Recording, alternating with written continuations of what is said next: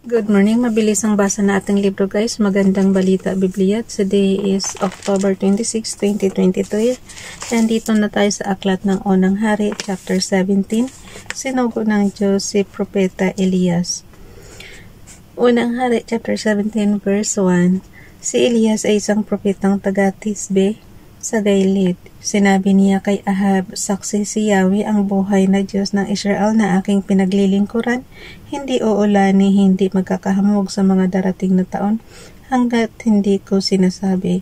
Verse 2, pagkatapos sinabi ni Yahweh kay Elias. Verse 3, umalis ka rito at magtago ka sa batis ng Karit sa silangan ng Jordan. Verse 4, maiinom mo ang tubig sa batis at may inutusan akong mga uwak na maghahatid sa iyo ng pagkain. Verse 5, sinunod nga ni Elias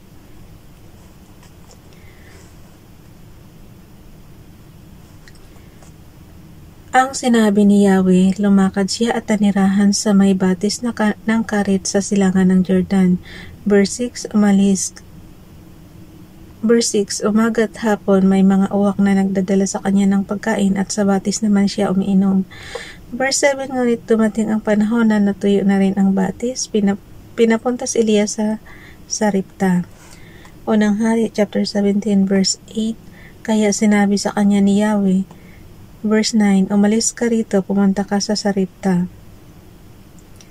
Sa lupain ng Sidon, may inutosan akong isang biyuda na magpapakain sa iyo roon. Verse 10, pumunta nga siya roon at nang papasok na siya ng pintuan ng lungsod, nakita niya ang biyuda na namumulot ng panggatong. Sinabi niya sa babae, maaari po bang makiinom? Verse 11, aalis na ang babae upang ikuha siya ng tubig ng pahabol niyang sabihin, kung maaari bigyan mo na rin ako ng kapirasong tinapay. Verse 12, sumagot ang babae, saksi si Yahweh ang inyong buhay ng Diyos, ang inyong buhay na Diyos, na wala na kaming tinapay, mayroon pa kaming kaunting harina at ilang patak ng langis, na mamulot nga ako ng panggatong upang lutuin iyon at makakain man lamang kami ng anak ko bago kami mamatay. Verse 13, sinabi sa kanya ni Elias, huwag kang mag-alala, pumunta ka na at gawin mo ang iyong sinabi, ngunit ipagluto mo muna ako ng isang maliit na tinapay at pagkatapos magluto ka ng para sa inyo. Verse 14, sapagkat ganito ang sabi ni Yahweh, Diyos ng Israel, hindi ninyo mauubos ang harina sa lalagyan at hindi rin matutuyo ang langis sa tapayan hanggang hindi sumasapit ang taktang araw na papatakin na ni Yahweh ang ulan. Verse 15, ginawa nga ng babae ang utos ni Elias at hindi naubos ang pagkain ni Elias at ng mag-ina sa loob ng maraming araw. Verse 16, hindi nga naubos ang harina sa lalagyan at hindi rin natuyo ang langis sa sisidlan, tulad ng sinabi ni Yahweh sa pamamagitan ni Elias. Ang nipis nito guys, ayaw talaga maano. Ang hirap.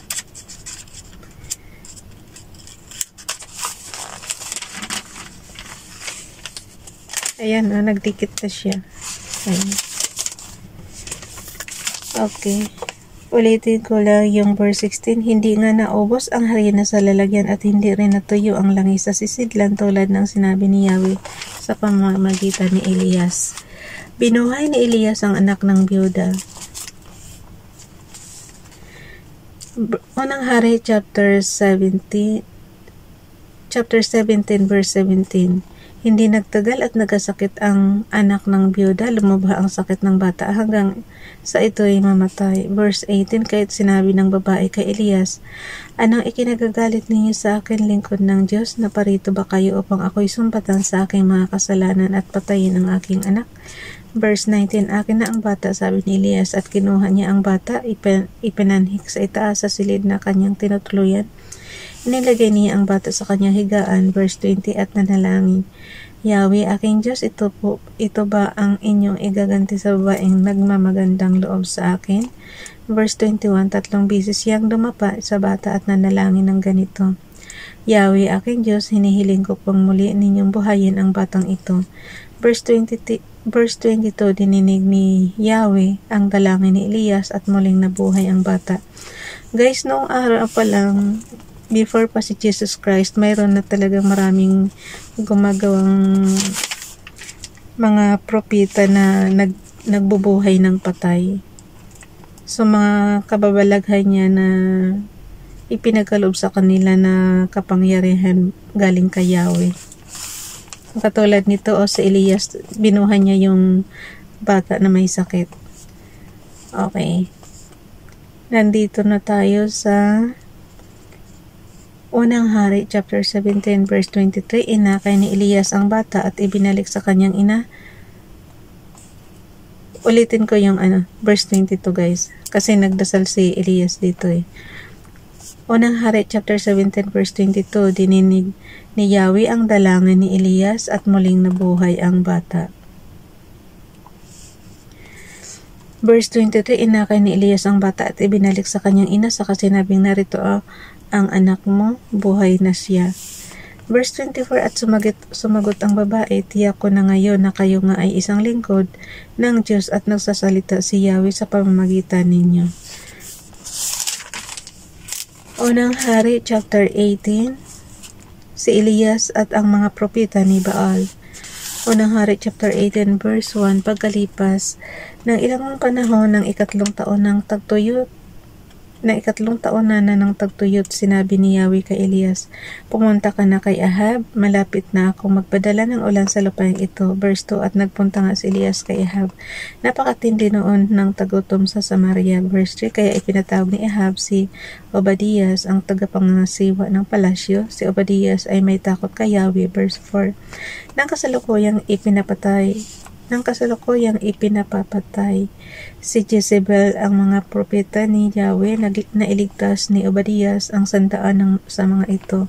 Itinago niya ang mga ito sa isang yungib, tigli 50 ang bawat pangkat, at binigyan niya ng pagkain at tubig. Verse 5, sinabi ni Ahab kay Obadias, tayo na, galugarin natin ang buong lupain at tingnan ang bawat ilog at libis, baka makakita tayo roon ng sapat na damo upang huwag mamatay sa gutom ang ating mga kabayo, mula at baka.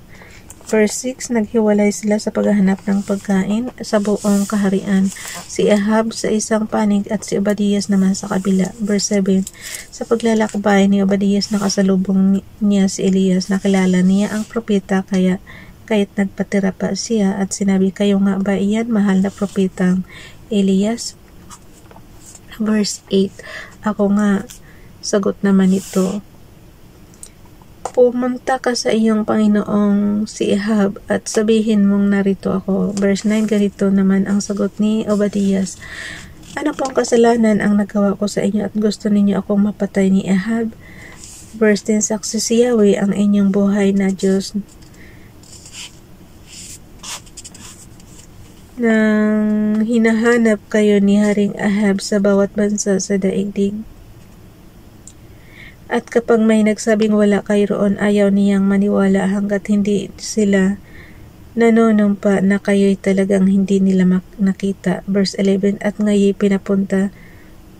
pinapapunta ninyo ako sa kanya para sabihin narito kayo.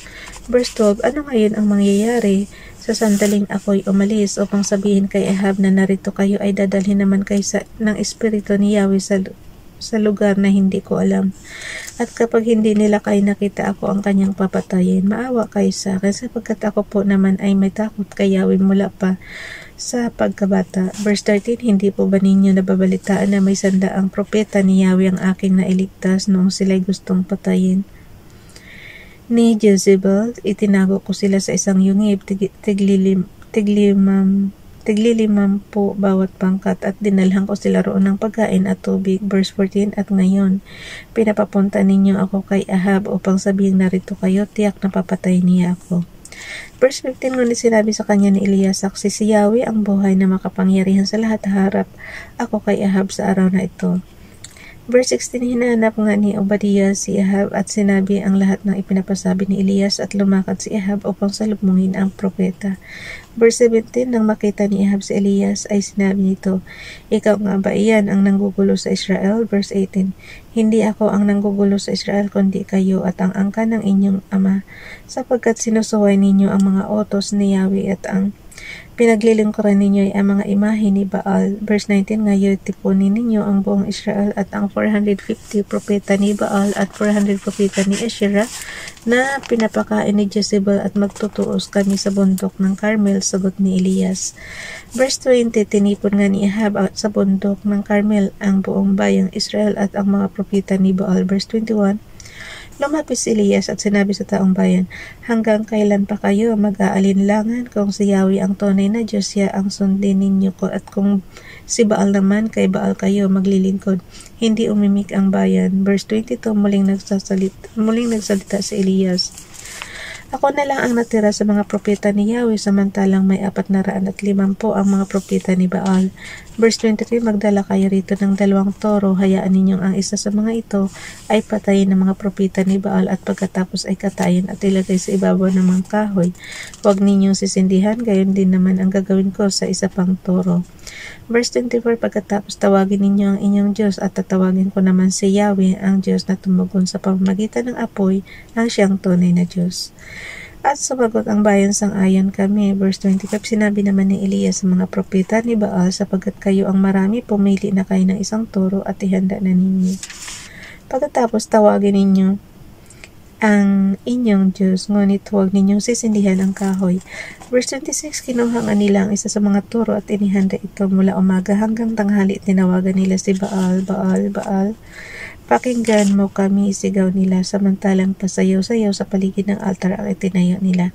Ngunit walang sumasagot. Verse 27, ang katanghalian ay hinamak na sila ni Elias. Sabi niya, lakasan pa ninyo, isa siyang Diyos, diba?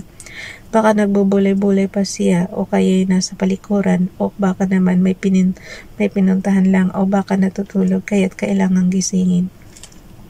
Verse 28, lalo nga nilang inilakas ang kanilang sigaw, hiniwaan pa nila ang kanilang mga sarili sa pamamagitan ng kutsilyo at punyel tulad ng kanilang nagkaugalian hanggang sa maging duguan sila. Verse 29, patuloy silang nagsigawan at nag-ungulan hanggang inabot sila ng hapon, ngunit wala pa rin tinig o anumang sagot. Verse 30, nagsalita si Elias sa buong bayan, lumapit kayo sa akin, at nagsilapit ang lahat. Inayos niya ang altar ni Yahweh na matagal nang gumuho. Verse 31, kumuha siya ng 12 bato, katumbas ng bilang ng mga lipi ni Jacob, na binigyan ni Yahweh ng pangalang Israel. Verse 32, ang mga bato'y ginawa niyang altar para kay Yahweh, pinaligiran niya iyon ng isang kanal na maaring maglaman ng 2 balding tubig. Verse 33, isinalansa niya ang mangkahoy, kinatay ang toro at ipinatong sa kahoy. Pagkatapos sinabi niya, kumuha kayo ng 4 na bangang tubig at ibuhos sa handog at sa kahoy. Ganun nga ang ginawa nila. Verse 34, buhusan pa ninyo, sabi ni Elias, at binuhusan nila. Isa pang buhos, utos uli ni Elias. 3 beses nga nilang binuhusan ang handog hanggang sa verse 35, umagos ang tubig sa paligid ng altar at umapaw sa kanal. Verse 36, nang ikatlo na ng hapon na siyang oras ng paghahandog, tumayo si Elias sa harap ng altar at nanalangin, Yahweh, Diyos nina Abraham, Isaac at Jacob, patunayan po ninyo ngayon na talagang kayo ang Diyos ng Israel at ako ay inyong lingkod at ginawa ko ang lahat ng ito sapagkat ito ang inyong utos. Verse 37, pakinggan po ninyo ako, Yahweh, upang malaman ng bayang ito na kayo lang ang Diyos at nais ninyo silang magbalik loob. Verse 38, noon tayo nagpababa ng apoy si Yahweh at tinupok ang handog, ang kahoy at ang mga bato at lupa sa paligid, pati ang tubig sa kanal ay natuyo. Verse 39, nang makita ng mga tao ang nangyari, nagpatira pa sila at sumigaw, si Yahweh ang Diyos, si Yahweh lang ang Diyos. Verse 40, iniutos ni Elias, hulihin ninyo ang mga propeta ni Baal, huwag ninyong hayaang may makatakas sa kanila. Hinuli nga sila ng mga mamamayan at dinala ni Elias sa batis ng Kison at pinagpapatay doon. Verse 41, sinabi ni Elias kay Ahab, lumakad ka na, maaari ka nang kumain at uminom. Naririnig ko na ang pagbuhos ng ulan. Verse 42, samantalang si Ahab ay kumakain at umiinom, umakyat si Elias sa taluktok ng bundok Carmel at sumubsob sa lupa. Verse 43, sinabi niya sa kanyang utusan, umakyat ka na at tanawin mo ang dagat. Umakyat nga ang utusan at umanaw sa dagat. Wala po ako makitang anuman wika ng utusan. 7 beses mo pang gawin ang sinabi ko, utos ni Elias. Verse 44, sa ika-7 pagtanaw, napasigaw ang utusan, may nakikita po akong ulap kasing laki ng palad na tumataas mula sa dagat. Magmadali ka, sabi ni Elias, sabihin mo kay Ahab na ihanda ang kanyang karwahe at umuwi na agad ba kasi hindi makaalis dahil sa ulan. Verse 45, hindi nagtagal at nagdilim ang langit sa kapal ng ulap, lumakas ang hangin at biglang bumuhos ang malakas na ulan. Sumakay si Ahab sa karwahe at nagmamadaling nagtungo sa Jezreel. Unang Hari chapter 18 verse 46. Lumukob kay Elias ang kapangyarihan ni Yahweh, hinigpitan ni Elias ang pagkatali sa kanyang damit at tumakbo sa unahan ng karwahe ni Ahab hanggang sa pagpasok sa Jezreel. Hanggang dito na lang guys, bukas na itong chapter 19. Bye everyone, God bless.